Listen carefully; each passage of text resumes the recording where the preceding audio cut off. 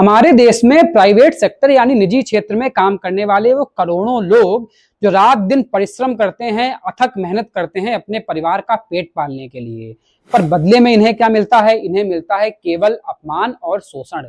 और जब यही अपमान और शोषण अपनी सारी सीमाएं लांघ जाता है, तो कर्मचारी भी अपने हदें भूल करके खुलेआम अपने अधिकारी की, अपने विभाग की पोल पट्टी सामने खोल देते हैं।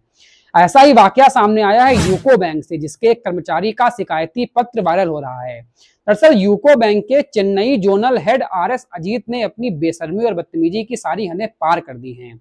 शिकायती पत्र में एक कर्मचारी ने अपने उच्चाधिकारियों को अपने जोनल हेड की शिकायत की है। उन्होंने बताया कि अजीत साहब अपनी नौकरी के नशे में इतने मदान हैं कि वो अपने नीचे काम करने वाले अधिकारियों को, कर्मचारियों को आवश्यकता पड़ने पर भी छुट्टियां नहीं देते।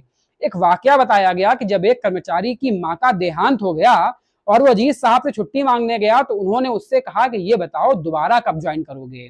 और मां तो सबकी मरती है, प्रैक्टिकल हो जाओ।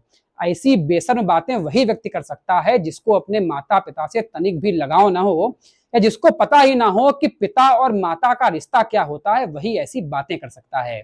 एक और वाकया बताया गया कि एक व्यक्ति की पत्नी आईसीयू में एडमिट थी, पर अजीत साहब ने उसको छुट्टी नहीं दी। मतलब वो व्यक्ति जो प्राइवेट नौकरी में अपने परिवार के लिए रात दिन परिश्रम कर रहा है, अगर वही संकट के समय में अपने परिवार के साथ खड़ा ना हो सका, तो आखिर वो ऐसी नौकरी का क्या करेगा?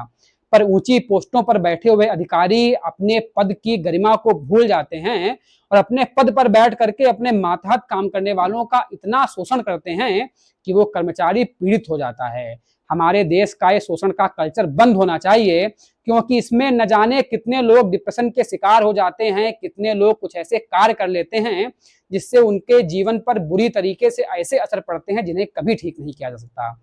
मैं मांग करता हूं कि यूको बैंक को सबसे पहले अपने ऐसे मदान अधिकारी के ऊपर कार्रवाई करनी चाहिए, क्योंकि छुट्टी पाना हर एक कर्मचारी का अधिकार है, और वो भी तब जब किसी की मां का देहांत हो जाए। उससे ऐसे अमानवीय भाषा में व्यवहार करना और उसको एक अदद छुट्टी के लिए तरसा देना आपके अंदर के मानव को लगातार मार रहा है। धन्यवाद।